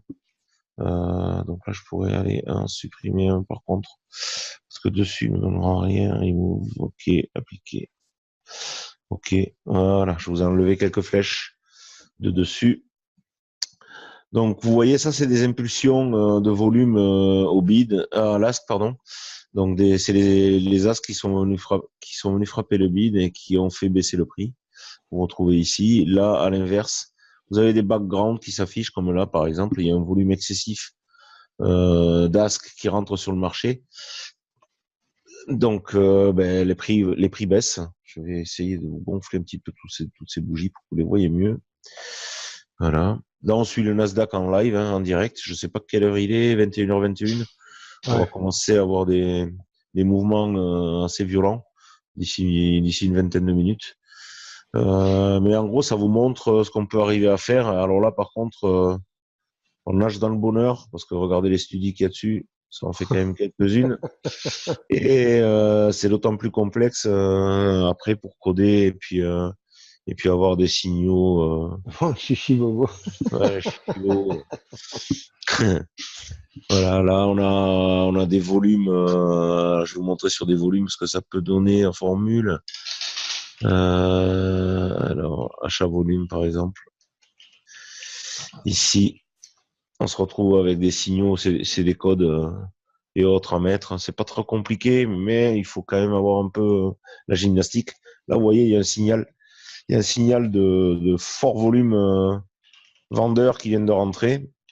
On a vu que la Studi a bien réagi. La bougie s'est gonflée, tellement il y avait du volume par rapport aux autres où il y a moins de volume. Et en même temps, dessus, sur la bougie, ça paraît dérisoire, on est en 30 secondes, hein, un graphique de 30 secondes. Mais vous avez quand même dessus, sans vous dire de bêtises, ça va vous montrer la pertinence de la chose. Là, il faut rentrer dès que le signal apparaît. Hein. Donc là, vous avez 7 ticks, ouais, 7, 8 ticks. Ça vous fait 40 $ quoi, sur la bougie. Voilà. Après, on peut automatiser en fonction des signaux. Vous pouvez lui dire, vous avez des Studi pour ça. Exemple de Studi que vous pouvez avoir là-dessus. Alors, c'est trading system. Voilà, trading system basé en alerte condition ici. Donc, en fait, il va prendre les ordres à votre place dès que le signal apparaît. Dès que la condition est remplie, il va prendre le signal à votre place et il va rentrer en position à l'achat ou à la vente, suivant le signal et le codage que vous aurez mis. Donc là, en fait, il serait rentré, il rentre au marché. Hein. Donc le signal apparaît, il doit apparaître à peu près par là. Vous faites 3-4 ticks et puis vous sortez. C'est du scalp, hein, n'oubliez pas. Donc c'est pas fait pour rester en position pendant une demi-heure. Et là, vous voyez, on est en 30 secondes. Je peux vous le mettre en 1 minute, le graphe. Vous verrez peut-être mieux ce que ça donne. Voilà.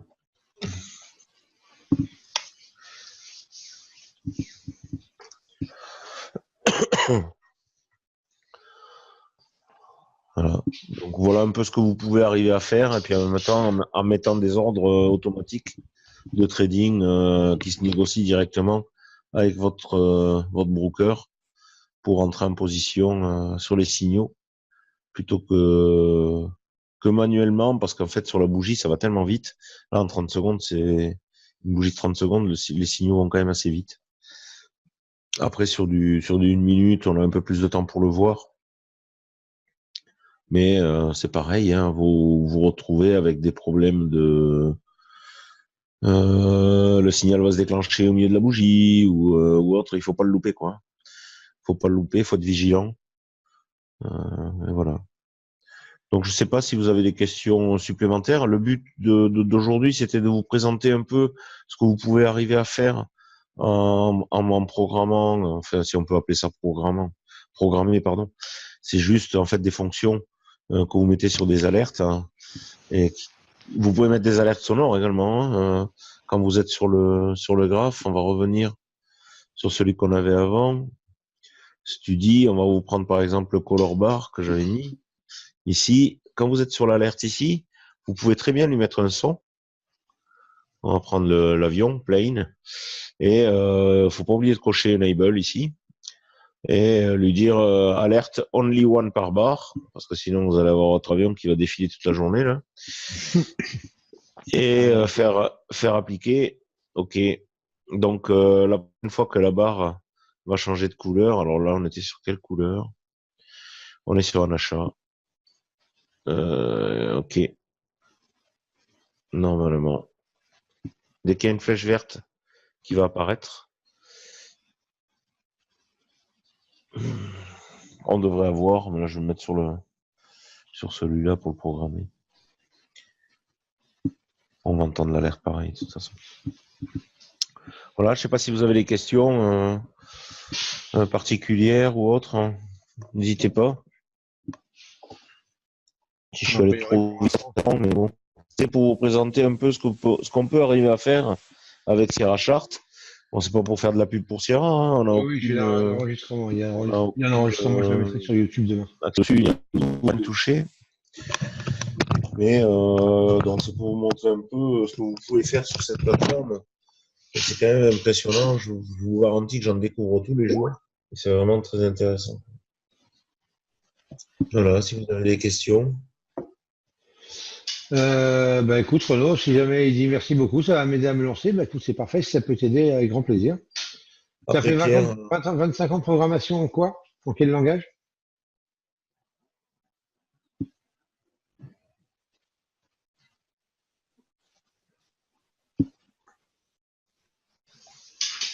Pascal, c'est COBOL basique. D'accord. C'est parfait. Le C++ ne doit pas avoir trop de secrets pour toi non plus. Je sais que c'est pas pareil que du C, mais bon, tu seras pas dépaysé, on va dire. Moi, je ne programmais pas, je faisais un peu des macros sur Excel ou autre. On retrouve un peu ces fonctions-là, hein. Et toutes ces fonctions, vous les avez donc sur le site. Sur le site de Sierra, vous pouvez les retrouver. Vous allez dans le support bar. Alors, attendez, j'avais mis un raccourci même dessus, je crois. Dans le support bar de Sierra, vous tapez color alert, on va taper ça. Je pense que ça va me donner quelque chose. Voilà, base en alerte condition. Ouvrir. Petite question de Béotien absolu. Comment afficher l'open? Comment Tu dis là, afficher tu dis open délié OHLC. Tu regardes dans les studis, quand tu fais clic droit sur son graphique, studie, et là tu vas chercher la studie daily OHLC. Et là dedans tu as l'open, high, low, close. Et tu fais apparaître ce que tu veux. Tu peux mettre au jour, celui de la veille. Moi souvent je mets la veille avec donc le open, le high, le low, le close. Et sur le jour en cours, je mets le open, le high, le low et pas le close. Voilà.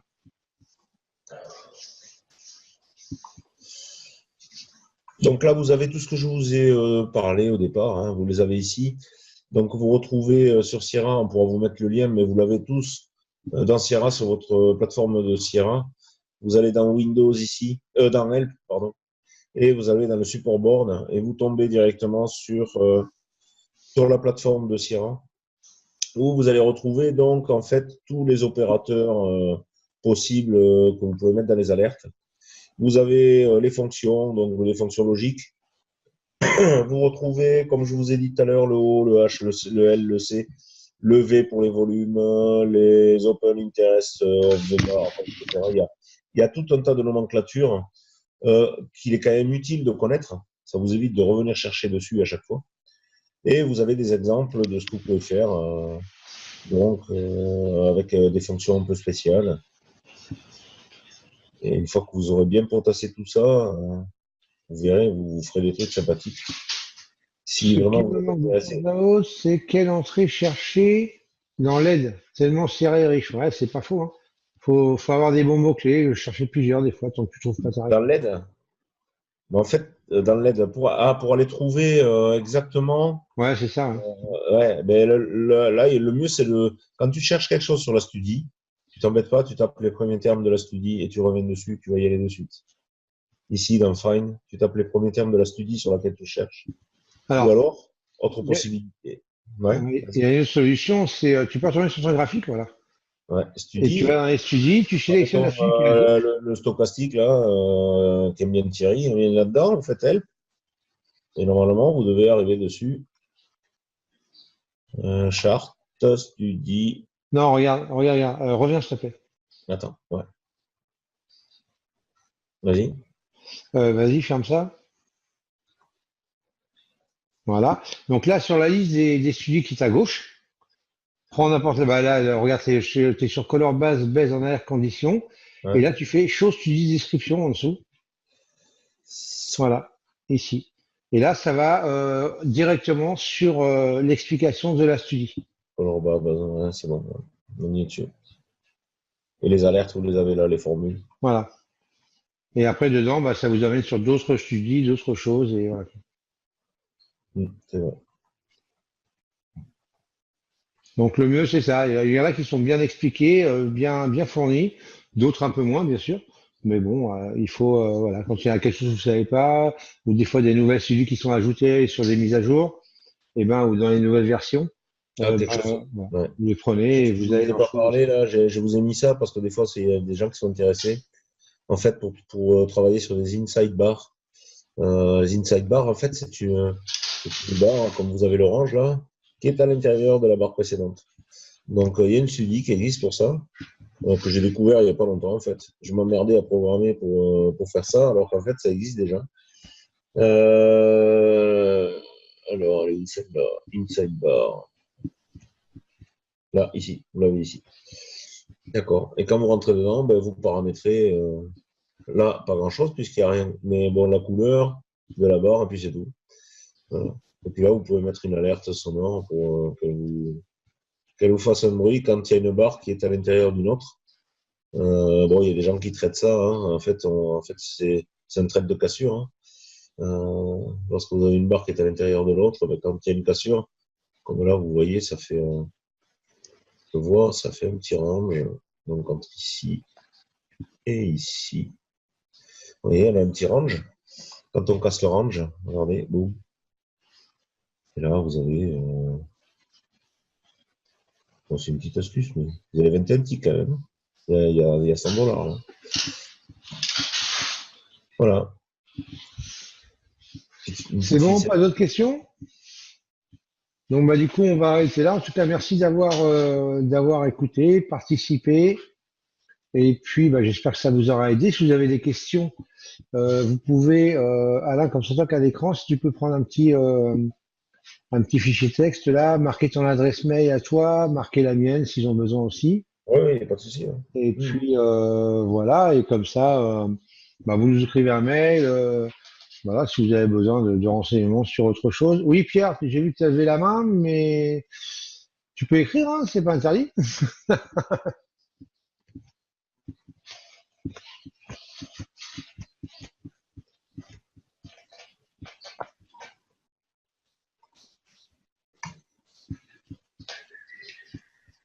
Attention, vous prenez des je vais vous écrire, bah, mais avec grand plaisir, si on est là pour ça, nous, hein. Il n'y a pas de souci, si on peut aider, c'est avec grand plaisir. Pierre, pourquoi tu lèves la main si jamais tu ne peux pas parler ou pas écrire? Ah, attends, je vais te démuter. Pourquoi je peux pas? Ah non, c'est à toi de le faire. Ah non. Qu'est-ce que tu veux? Démute, Pierre. Démute. Tu cliques sur le micro, sur son micro, là. Tu vois, dans les participants. Ah oui, oui. Ah, bah, attends, je peux pas. Il faut que je baisse la main d'abord. Ouais. Ah voilà. Ouais, Alors, ouais, vas-y. Active son micro. Mais il a activé son micro. Ah non, attends, bouge pas. Activer. Voilà, c'est bon. Pierre, tu devrais pouvoir parler normalement maintenant. Oui, vous m'entendez là? Oui, Ouais, oui, mais oui. pourquoi t'écrivais pas? Non, bah, j'arrivais pas en fait. J'y suis allé, mais j'ai voulu écrire et puis en fait, je suis pas arrivé. En fait, je D'accord. connaissais pas trop l'application, voilà. Non, non, mais j'ai appris beaucoup de choses parce que j'ai déjà programmé un tout petit peu et je savais pas où trouver les informations justement pour pouvoir avoir le langage. Ouais. Ah, Bon, d'accord. comme Ok. ça, moi, tu sauras maintenant. Voilà, ouais, ouais, Euh, puis c'était très intéressant. Puis je vois qu'il y a des belles, vous programmez des belles fonctions. Je trouve que c'est pas mal. Est-ce qu'on peut des fois les récupérer, tout ça, ou des exemples de programmation, des astuces, euh, euh, oui, ou des éventuellement. idées, tout simplement? Tu m'envoies un petit mot. Je vais mettre ton adresse là. Tu m'envoies un Ouais. petit mot et puis on verra ça. Parce que moi j'ai fait deux, trois petits trucs basiques, mais c'était juste pour m'entraîner. Puis c'était des tutos en anglais, alors j'essayais un peu de comprendre. Je parle pas Ah, trop anglais, mais ouais, ouais, non, moi, même pas du tout. moi, c'est mon souci aussi. En fait, Mets mon adresse mail avec, s'il te plaît. comment? Mets la mienne d'adresse aussi avec. Euh, Je peux vous poser des questions? ouais, vas-y, vas-y, Ouais. vas-y. Enfin, non, non, mais je veux dire par mail après, plus tard, vous Ouais, demander quelques renseignements. y a pas de souci. Ok. C'est pour une Non, canne. ouais, parce que j'aime bien programmer, mais je suis à des années-lumière de vous, hein, mais je fais que des petits trucs basiques, hein. Ouais, ouais, non, mais ça vient vite après, hein, de toute façon. Hein. Après, c'est pas tellement programmé. Programmé juste pour une studie, c'est pas tellement intéressant. Le but, c'est d'arriver à créer un petit système qui marche bien et qui donne de bons résultats, quoi. Voilà. Voilà, cumuler plusieurs studies, les empiler, puis avoir des signaux intéressants, c'est ça? Après, il faut pas trop en mettre non plus, parce qu'il y a des choses qui sont complètement contradictoires et Hmm. qui en fait vont annihiler tous les signaux que tu peux avoir. Il D'accord. faut pas prendre des studies contradictoires, sinon tu fais Voilà, rien. ouais. Mais on arrive quand même à faire des choses sympas, quoi. Tu verras, c'est pas mal. Mhm. Ouais. Parce qu'avant, je le faisais beaucoup dans ProRealTime, et Ouais, puis depuis que je suis passé sur Sierra, ben, c'est un redépart à zéro, quoi. ouais, C'est, ouais. voilà.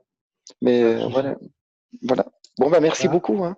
Ça marche, de rien. Ouais, de rien. De rien. J'ai Allez, fait une copie d'écran de l'adresse, en fait. Voilà. ouais, ça va. Ça marche. Comme ça, voilà, Super. si vous avez des questions à poser à Alain ou à moi, pas de soucis. De toute façon, on peut se. Bon, c'est bien évidemment, moi je trade à côté, donc je veux pas non plus que ça me prenne un temps fou, mais il n'y a pas de problème, hein, je peux te répondre si des questions, il n'y a pas de souci. Ouais. Ça marche. Il y a des créneaux. Ah, quand Voilà. une formation de trading D'accord. sur Paris. Alors moi, sur Paris, pour l'instant, c'est plus au programme. Par contre, ça va être sur Toulouse. Il risque d'y avoir une formation sur Toulouse, je pense, courant mars ou avril. Ouais, mars ou avril. Plutôt avril d'ailleurs que mars. Voilà. Normalement, ça devrait se faire là dans la nouvelle salle sur Paris, qui est en train de se monter. Donc, comme je l'ai annoncé dans la vidéo, hein, il y a un forum du trading le 21 février là à Toulouse. Donc, j'avais mis le lien hein, dans la dernière vidéo que j'ai faite, donc vous pouvez aller voir dessus. C'est le lien de la page Facebook. Et puis voilà. Donc pour l'instant, en tout cas à Paris, c'est pas ok, ça marche. C'est pas au programme pour l'instant. Je dis pas que ça se fera plus. Ça va dépendre. Voilà, on verra. Il va falloir que je discute avec Tarek aussi. Donc voilà. Mais en tout cas pour l'instant, ça va être plus prévu sur Paris que sur Toulouse, pardon, que sur Paris. Voilà, voilà. Bon après, c'est pas grave. Hein. Si t'es sur Paris, Paris-Toulouse, 1 heure, hein, même pas. On peut, on peut activer le micro à Renaud aussi si vous parlez. Là. Oui, oui, oui. Vas-y, vas-y, vas-y, Ouais, vas-y. c'est bon. Ouais, Renaud, allô? Tu veux parler si tu veux, Renaud. Ah, t'as pas de micro. Ok, ça marche. Ah, Pas de d'accord, souci. ok. Bon, Ouais. bah, on va couper là. De toute façon, on va vous laisser. Après, j'ai juste un truc à rajouter, Thierry, si deux Vas-y. secondes. C'est qu'en fait, tout ce que vous avez vu là, qu'on fait sur, sur les studies, on peut également le faire sur des spreadsheets. En fait, les Ah, spreadsheets, ça va être des feuilles de calcul, un peu comme on retrouve dans Excel ou dans OpenOffice Calc, dans lesquelles on va intégrer des formules dans des cellules et qui vont permettre de croiser en fait des studies encore d'une façon encore plus complexe qu'on peut le faire sur des alertes. Par contre, c'est assez énergivore, hein, c'est-à-dire que ça bouffe pas mal. Faut avoir un ordi qui mine bien, quoi, parce que ben, le calcul devient compliqué et forcément ça ralentit un peu la plateforme. Pas beaucoup, hein, attention. Après, ça dépend de la complexité des feuilles de calcul, quoi, en fait. Mais on peut arriver à des choses très très très sympas et en même temps faire un petit robot de trading. En fonction de ce qu'on a programmé. Voilà. C'est des formules Excel pour Sierra? C'est-à-dire vous. C'est pratiquement les formules Excel. Oui. D'accord. Il n'y a pas beaucoup de choses qui divergent. Hmm. Ok, d'accord. Et Ouais. puis, ok. Bon. Ça peut être intéressant, ça. Ouais, tout à fait. Tout à fait. moi, ça te permet de créer des vrais systèmes de trading complexes, quoi. Ah, ouais. Ah oui, Mais oui, après, on peut créer son propre robot tout seul. ah, ouais, c'est intéressant. Puis, on peut avoir des exemples ou des démonstrations de ce genre de choses ou pas? Enfin, Oui, oui, ça peut se faire. Oui, on va dire. Ouais, parce ouais, que, on verra ça à part si tu veux, tous les deux. ok. Ouais. Bon, ben, ok. Faire un webinaire là-dessus. Le problème, c'est qu'il faut que les gens, enfin, l'interlocuteur ou les interlocuteurs, aient déjà des prérequis un petit peu. Parce que sinon, on galère, quoi. Hmm. Ça va D'accord, durer ok. 5 heures, quoi. Après, c'est un cours, quoi. Ouais, Ok, d'accord. Ben, super. Bon, ben, je t'enverrai un mail alors. il n'y a pas de souci. Il n'y a pas de souci. Ok. Allez, je vais arrêter l'enregistrement. Ouais. Comme ça, je suis sûr qu'il sera pas buggé celui-là.